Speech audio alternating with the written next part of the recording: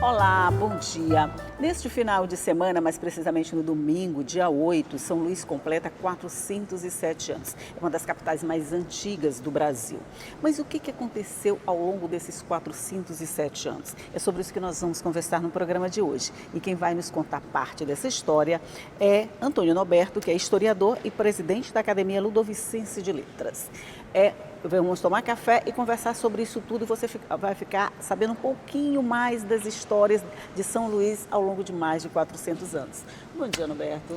Bom dia, Elda. Muito obrigado. Seja muito bem-vindo. Eu disse aqui, historiador, presidente da Academia Ludovicense de Letras, mas eu podia acrescentar muitas outras coisas, né? Pode ser inspetor da PRF também, inspetor da Polícia Federal. É tanta coisa, sou do Instituto Histórico e Geográfico também. Instituto Histórico e Geográfico. Mas eu fico pensando assim, essas duas outras pontas de historiador e presidente da Academia, do Instituto Histórico, aí junta lá na outra ponta com o inspetor da Polícia, da Polícia Rodoviária Federal. O que tem uma coisa a ver com a outra? Não tem choque aí de intenções, de ações, de tudo? Eu me lembro no quartel, eu fui fazer um curso no quartel, no 24, que hoje é 24 BIS, né? Batalhão de Infantaria Selva, que lá eu fazendo um curso de combate de distúrbio, enfrentamento de distúrbio. E aí o pessoal dizia, cara de mal, para fazer cara de mal. Sim. E aí vai de encontro ao que eu aprendi na universidade, no turismo, sorriso. Turismo é sorriso. E aí tem você aprende a ser multifacetado, você aprende a ver o mundo com outros olhos, a contemplar que todo mundo tem a sua verdade a contar. Então você fica mais plural. Aí era mais ou menos assim, quando faz cara... Lembrava, na polícia eu faço cara de mal. Quando historiador eu faço cara de alegre. O ruim é quando você começa a trocar essas coisas assim, receber o comando errado do cérebro e sair trocando. Mas vamos ao que interessa, que nós estamos de brincadeira aqui. Quando a gente fala São Luís 400 anos, é muita história com toda certeza. Aí a gente pega aquele bordão, fundada por franceses, invadida por holandeses, colonizada por portugueses. Quer dizer, nós temos várias presenças estrangeiras ao longo da nossa história. O que prevaleceu? O português mesmo? Prevaleceu, o vencedor sempre conta a sua história, a história à sua maneira, né? Isso é fato, é no mundo inteiro, não é só aqui. Os gauleses eram chamados de bárbaros lá, os gauleses são os franceses, enquanto que quem chamava eles de bárbaros, que são os romanos, eles que eram bárbaros. Eles abandonavam as mulheres, as esposas, ele deixava os idosos ao Deus dará. Os romanos.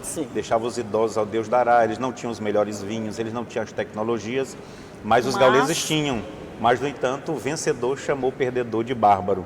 Então a história tem essas coisas. Uma mentira contada assim 3 vezes. Várias vezes acaba virando verdade. Verdade, nesse caso, ficou como se os franceses fossem isso, né? Fossem os invasores. Eles são passados como invasores quando é completamente o contrário. Os franceses chegaram aqui, a terra era vazia. Isso está nos livros de outros séculos. O próprio João Francisco Lisboa, João Lisboa, da Praça João Lisboa, aquele busto bonito dele, aquela estátua bonita dele na praça, ele dizia que os franceses não invadiram o Maranhão porque encontraram uma terra completamente vazia, desocupada.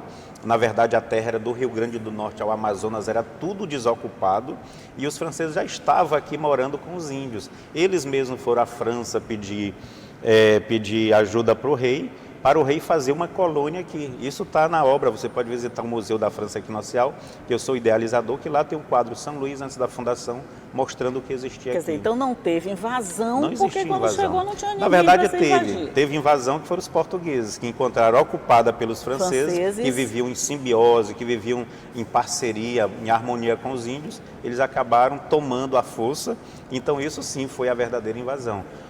Entendeu? Parceria franceses e índios foi mais pacífica do que portugueses e índios? Não tenha dúvida. Na verdade, com os índios não foi pacífico, né? Os índios foram mortos, foram dizimados. Em três décadas, quando os portugueses tomaram, menos de 3 décadas, na verdade, isso está no livro do Frei Bettendorf, As Crônicas, ele diz que quanta crueldade daqueles que por guerras e contendas, os portugueses, quanta crueldade daqueles que por guerras e contendas acabaram tão grande gentilidade. A gentilidade é o índio. Em menos de 3 décadas dizimaram 27 aldeias, que está na voz do Humberto Maracanã cantando as 27 aldeias, que está no livro do padre Claude Abbeville, viraram apenas 3. Em 3 décadas, 27 aldeias da Ilha Grande, restaram apenas 3, e isso o Portugal ainda dando uma maneirada, porque quando eles entravam de sola não ficava era nada. Entravam de sola é ótimo. Essa convivência de franceses e índios nessa época, ela não trouxe essa devastação, não houve esse extermínio de índios? Não, ao contrário, não faziam isso. Você não encontra, com raríssimas exceções, num conflito ali no Amazonas, salvo engano, é o único que eu vejo. Daniel de Latouche foi para o Amazonas em 1613 e lá uma tribo começou a atirar de flecha e eles revidaram, os índios nas árvores. Mas é o único conflito que eu vi, mas assim, de convivência não teve absolutamente nada. Ao contrário, existia uma relação de amor. Tanto é que Bragança, no Pará, primeira cidade fundada no Pará, fundada por Daniel de Latouche, era chamado de Benquerença. E aí depois virou Bragança.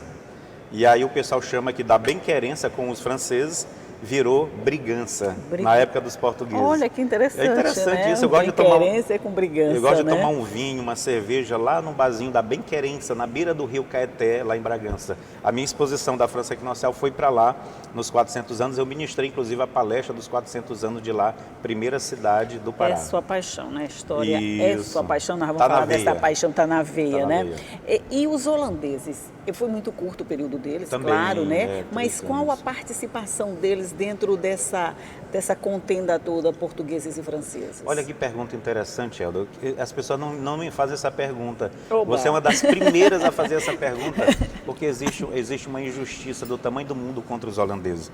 Os holandeses, para quem A não gente quase não fala mesmo não deles, fala, né? A gente fala eles português foram, e francês, franceses né? foram jogados no limbo, mas no limbo da história mesmo, da história, né? mas eles é que eram graúdos, eles é que fizeram bem no Brasil. Os holandeses transformaram Recife, uma vilazinha de pescador de 40 casas, eles transformaram em 20 e poucos anos na melhor cidade do Brasil. A vila de pescador transformaram numa cidade e Gilberto Freire, lá de historiador de lá, escritor, na obra Sobrados e Mocambos, ele diz, talvez seja a maior cidade da América. Eles transformaram o Recife, uma metrópole, com um observatório astronômico, muita tecnologia, a primeira ponte do Brasil, tudo primeiro lá, os holandeses lá. E no Maranhão não foi diferente. No Maranhão teve muita querela religiosa, política e não sei o quê. Mas o tempo que eles ficaram aqui foi tentando fazer o bem.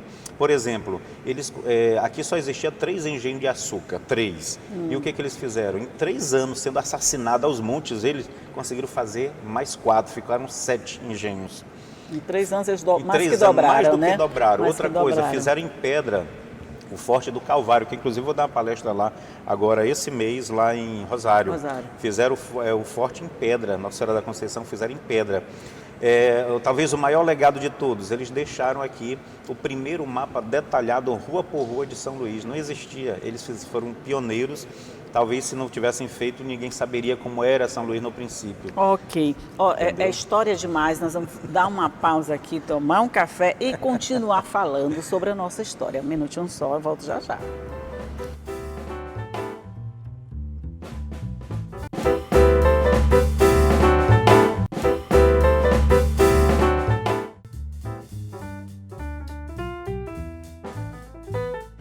Estamos de volta aqui, eu estou conversando com Antônio Norberto, historiador, que estamos falando de São Luís, completa agora 407 anos, e falando de todos esses povos que passaram por aqui. Já falamos um pouquinho de português, de francês e holandês, você está dizendo que foi meio injustiçado. Mas assim, por que eles foram injustiçados? Eles eram mais fracos militarmente, eles eram mais... O que determinou essa saída assim tão precoce e tão rápida deles, Alberto? Olha, teve a bravura dos portugueses, em primeiro lugar, a bravura dos portugueses de expulsá-los, mas eles foram injustiçados não somente naquela época. A religião sempre foi muito forte e a religião não permitiria uma religião diferente, que era dos holandeses, entendeu? Os holandeses tinham acabado de se emancipar da Espanha, lá na Europa, se emanciparam da Espanha. Os holandeses protestantes se emanciparam da Espanha católica. E aqui no Brasil, quem mandava no Maranhão e no Brasil na época? A Espanha, a União Ibérica. Então continuava, a briga da Europa veio para cá. Então houve um ânimo para expulsar os holandeses. Ah, tá. Ele já te trazia vamos dizer, um ranço histórico. Um ranço histórico, que chegou exatamente. Aqui e teve os efeitos negativos. Negativos, exatamente. Principalmente religioso e político, né? Aí você falou em ranço, me lembrei do ranço que vem do Canadá sobre essa crítica a São Luís não ter sido fundada. É um ranço também do Canadá. Quer entrar nessa história? Vamos entrando por esses países todos e ver como a gente é múltiplo, como a gente faz parte da história mundial, né? História mundial, né? Na medida em que nós temos todos esses povos participando da nossa fundação, da nossa colonização, e que com isso vamos trazendo esses traços de todos eles, puxando, né? Os novelos, né? Vamos por essa linha aí que você puxou. Isso. O Canadá tem uma historiadora aqui no Maranhão que disse que São Luís não teria sido fundada pelos franceses. Mas essa argumentação é um ranço, como você mesmo usou o termo. Acho que eu já ouvi isso, que não teria sido fundada pelos franceses. Lá do Canadá, porque a historiadora casou com um canadense da linhagem francesa. Então, alguns ainda, ou só alguns lá, ainda conservam esse ranço contra a pátria-mãe, a França. Por quê? Porque em 1763, eles teriam sido abandonados, eles foram abandonados pela pátria-mãe, que é a França. Eles lutando contra os ingleses, só que a França perdeu a guerra, ela quebrou, e aí teve que depor as armas, entregar as armas e assinar o Tratado de Paris de 1763. Isso. E aí eles se sentiram abandonados pela pátria-mãe e trouxeram esse ranço, a historiadora, de lá para cá, essa revolta contra a França. Contra a França, e aí por isso começaram a bater na Fundação Francesa de São Luís, para eliminar a França das nossas vidas. Mas a França foi quem fundou. Quer dizer, mas não tem nada histórico, não tem nada que comprove a veracidade desse ranço, ou seja, a gente pode chamar de ranço de verídico de alguma forma, né? Mas não tem nada que comprove isso, não, né? A gente foi fundado por franceses. Fundada por franceses, porque fundar, segundo o dicionário, é levantar os alicerces de. E eu vou além, não tem nenhuma cidade no Brasil, naquele período, nos 1500 para os 1600, nenhuma cidade que chegou aos pés de São Luís. Porque o que era fundar naquela época? Aí vem o outro lado da moeda. O Norberto mostra o outro lado da moeda. Vamos lá para o turismo agora. É mais ou menos isso. O que mostra o outro lado da moeda? A gente mostra que nenhuma cidade fundada por portugueses no Brasil e no mundo, não é nem por portugueses, qualquer uma cidade fundada no mundo, se chegava fazendo shopping center com elevador panorâmico. O que eram as fundações? O que eram as fundações na época? Não era uma Dubai, não, né? Não era de Dubai, não, de levantar uma torre gigante de uma hora para outra, não, né? O que era fundar? Fundar era uma missa. A fundação do Rio de Janeiro, o que foi? Uma escola jesuíta de São Paulo. Fundação da maior cidade do Brasil, sim, Escola Jesuíta de Madeira. Isso. Fundação do Rio de Janeiro, segunda maior cidade do Brasil, um acampamento militar. Estácio de Sá, sobrinho de Mendes de Sá, diz: vamos acampar aqui para expulsar os franceses. Aquele acampamento foi a fundação. E a terceira cidade do Brasil, Salvador, qual foi a fundação? O dia que Tomé de Souza botou o pé na terra, desceu do navio e botou o pé na terra. Quando você bota o pé na terra, não é uma fundação, mas para eles é. Para eles vale. É como se estivesse demarcando aquele espaço. O território. Cheguei. Eu estou pisando aqui, estou na área, vou dominar. Isso são os marcos fundacionais de todas as cidades do Brasil, dos 1500 e 1600. E a nossa? Todas. A nossa tinha 3 fortes. A nossa tinha o Forte de São Luís, lá na Praça Pedro II, o Forte do Sardinha, que é o forte na ponta, que é o Forte do São Francisco, e tinha o Forte de pedra lá no Caúra, perto do São José de Ribamar. Eu conheço. Caiú, o nome Caúra vem de Caiú, Le Fort de Caiú, Forte de Pedra, que aí depois virou nos portugueses Caúra, Caúra. É que a gente não sabia chamar esse nome aí, aí vamos aportuguesar, deu Caúra. Deu Caúra, que ficou quase indígena então, também. Esses 3 pontos simbolizaram a fundação da cidade. Aí, além disso, São Luís tinha um povo com uma cultura altíssima, no sentido de cultura científica, muitos mapas, binóculo, telescópio, tudo eles tinham na época. Eles tinham também, tinham a Praça Pedro II, que era o local de ajuntamento cívico-militar, que é uma das bases de fundação de uma cidade. Eles tinham a presença de um governo, que era exatamente mandado pela França, autorizado pela coroa francesa, delimitação territorial e alteração do espaço físico natural. A gente já tinha tudo isso, não sei? Não, sim, eram as coisas básicas. As coisas no ato fundacional já tinha tudo. Já achei muita coisa, só para essa fundação, muita coisa. Aí tinha serraria, serralheria, estaleiro, casas de 1 e 2 andares, apesar de ser de madeira, mas já é um grande avanço, entendeu? Mas isso vamos dizer, era herança de portugueses e holandeses? Como assim? No sentido da gente já ter tudo isso na fundação? Não, a fundação é anterior dos franceses, não existia português nem outro povo aqui, nem holandês, era só os franceses que fizeram tudo isso. Pois é, isso que eu estou dizendo. No dia 8 de setembro de Tá. 1612. Entendi. Primeiro conjunto de lei das Américas, feito em São Luís, na Praça Pedro II, dia 1º de novembro de 1612. A nossa fundação, a gente pode dizer que ela é bem intensa, vamos dizer assim. Intensa, uma fundação letrada. Isso que eu quero dizer, nesse sentido, de já ter essas coisas todas. Em comparação com hoje parece uma coisa tão pequenininha, né? Hoje parece pequeno, né? Mas quando você me pra falou época, das outras, eu já achei... Pronto, olha só que interessante. Né? Quando você compara com as outras, você... Porque quem critica bota debaixo do tapete a comparação, porque se comparar vão perder o argumento. Isso. E eu não, eu trago à baila. Ciência é isso, ciência é comparação, é metodologia. E ao longo desses 407 anos agora, Roberto, a gente já evoluiu muito, mas a gente continua com esses traços todos desses povos que passaram por aqui, auxiliando na nossa fundação. Vamos reverenciar os franceses, claro, mas vamos lembrar de todos os povos que participaram disso. Os africanos, né? A gente tem... Quem é mais predominante hoje? Olha, hoje o Maranhão tem muito da cultura negra, né? Tem muito, então assim, existe uma certa predominância, mas o intelecto, ele sempre vai sobrepujar quem não tem.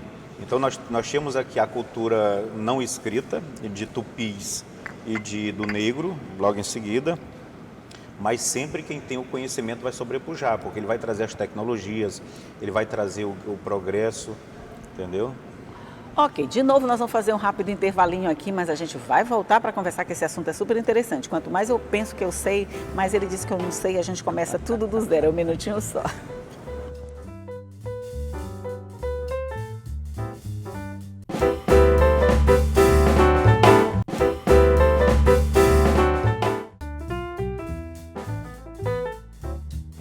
Estamos de volta para continuar falando sobre detalhes da Fundação de São Luís e o que aconteceu ao longo desse tempo todo. E a gente estava falando nessa fundação que de alguma forma foi bem mais impactante, bem mais intensa do que Rio São Paulo. Vamos pegar Rio São Paulo, que são os bambambãs do momento, né? A gente teve influência política. O que determinou a nossa fundação num estilo assim tão mais avançado, com 3 fortes já? Pois é, o fato de ter sido fundada por um povo diferente dos portugueses, que foram os franceses. Então, por isso que existe a crítica muito forte. Essa crítica ela é política e são usados pessoas dentro da universidade para fazer essa crítica. O Brasil ele foi mais robusto, o povo foi menos explorado no Brasil, hoje ele está mais explorado no Brasil inteiro. Como é que se faz isso? Para você empobrecer alguém no bolso, você tem que empobrecer ele intelectualmente. Qual o primeiro passo? É cortar a relação com o exterior. Quando você quer sufocar alguém, você fecha a casa, fecha a janela, fecha a porta e não deixa respirar. Tira o oxigênio dele, Tira mais o ou menos. oxigênio. Isso. E o estrangeiro é exatamente o externo. Isso. O estrangeiro são pessoas e lugares. Então você corta, você empobrece. Você sufoca. Esse é o raciocínio. E aí são usados historiadores, são usados professores, doutores. Eu sempre lembro que quem crucificou Jesus Cristo foram os doutores. Então a gente tem que ter muito cuidado, porque existe uma leitura muito maior. São Luís era a 4ª cidade do Brasil no século XIX, só perdia para 3 capitais internacionais. O Rio de Janeiro, que era a capital do Brasil, que com a família real pomposa e tudo mais. Isso. Salvador, que era a primeira capital do Brasil, também com um vínculo muito grande, principalmente com a Espanha, porque foi a Espanha que libertou Salvador quando os holandeses tomaram em 1624, fizeram uma esquadra gigante e conseguiram salvar Salvador salvar entre aspas. Salvador, entre aspas. E a 3ª cidade do Brasil era Recife, que era a capital, que era a Nova Amsterdã, a capital holandesa, um brinco, uma princesa. Isso. E quem era a outra capital? São Luís. Capital da França equinocial, capital do Grão-Pará e Maranhão e a Atenas brasileira. Então era a 4ª cidade do Brasil. O que fizeram para São Luís empobrecer?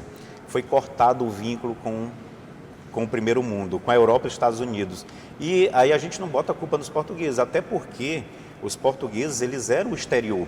Eles eram o lugar que a Sim, gente sim. aprendia, mesmo eles não estando na mesma vibe de holandeses, dos americanos, mas era um local onde a gente ia buscar riqueza de conhecimento. Riqueza intelectual, né? Então o que aconteceu? Nós fomos podados, corta o caminho que esse povo está indo lá para trazer tesouro. E aí a gente traz hoje o celular, a gente traz hoje uma selfie na Torre Eiffel, entendeu? A gente se empobreceu intelectualmente, mas eles não, os nossos antepassados iam buscar o que lá? Iam buscar o conhecimento, aprendiam e aplicavam aqui. Entendi. Mesmo assim, ao longo desse tempo, a gente hoje tem uma São Luís, que já há algum tempo é patrimônio da humanidade. Sim. Isso significa exatamente o quê? Olha, a gente não recebe um tostão da Unesco, né, para começar, porque tem muita gente que se ilude achando que a gente recebe rios de dinheiro, não recebe nada, entendeu? Então, assim, a gente recebe porque recebe turistas, recebe visitantes, dá mais dinheiro mesmo, não. Dinheiro não, né? Não, é para começar. Mas é muito bom porque é uma janela a mais que a gente Pois abre. é, isso eu digo, no sentido de ser essa janela de dar visibilidade, de chamar mais pessoas, de trazer gente para cá, funciona. Funciona, apesar da gente não investir em turismo, né? Infelizmente, nós não investimos no turismo. Tudo que tem a ver com o exterior, a gente... Foi meio... Entendeu? A gente precisa reabrir esse caminho para voltar a ser o point. São Luís era o point no Brasil, nessa parte do Brasil. Acho difícil a gente voltar para esse point, mas tudo bem, né? Só para encerrar assim, Roberta, hoje, você diria que qual é a nossa situação de 407 anos até aqui? Hoje nós somos uma cidade na parte norte do Brasil. Nós somos uma cidade, mas nós fomos a cidade. Hoje nós somos uma cidade. Nós somos uma cidade, é que o pessoal até critica chamando de hoje nós somos apenas brasileira, né? Brasileira, mas né? nós somos Atenas brasileira, né? Então é mais ou Mas menos dá para por aí. comemorar os 407 anos? Dá para comemorar, não tenho dúvida. Olha, os 400 anos foram um marco para São Luís. Isso. Muita gente criticou, mas foi um marco. A gente está começando a colher frutos dos 400 anos. Olha, eu sei que o tempo foi muito pouco para a gente falar de tanta história ao longo desses 407 anos, mas a gente conversou um pouquinho e vamos voltar a conversar sempre sobre a nossa cidade, sobre essas coisas assim que passam tão despercebidas no dia a dia, até para a história, para os estudantes, para todo mundo. É bom a gente trazer de volta, chamar a atenção, buscar mais conhecimento, ficar mais rico, né? Ficar mais rico nesse sentido. E você é meu parceiro nessa história. Sempre parceiro. Quero dizer aqui para o povo, para o pessoal que está nos assistindo, que o café da Elda é uma delícia. No ponto, digamos assim. Café no... Sempre às ordens, chamou, eu venho, porque eu adoro esse café, adoro você e o café. Ah, bom, pensei que tu vinha por causa do café, eu já tá... Também, mas a Elda em primeiro lugar. Amém. Ele vem por causa da conversa, gente, vem por causa da entrevista. A gente vai tomar café, a gente vai continuar tomando café, tá, Roberto? Só acabou a entrevista, nós vamos continuar tomando café. Muito obrigada por todas essas informações, por todos esses conhecimentos a mais e vamos comemorar a nova idade da nossa cidade, que continua brasileira, apenas brasileira. Isso, muito obrigado. Bom dia para você que está aí do outro lado, que aprendeu um pouquinho mais sobre a história de São Luís, eu tenho certeza, e é só ficar de olho que dá para aprender muito mais, mas vamos comemorar. A nossa cidade são 407 anos. Mas você sabe também que essa conversa toda fica à sua disposição no nosso site. Acesse a hora que você quiser, o conteúdo está lá todinho, arrumadinho, bacaninha para você. Mas todos os dias eu te espero aqui às 8h30 da manhã. Combinado? Tchau!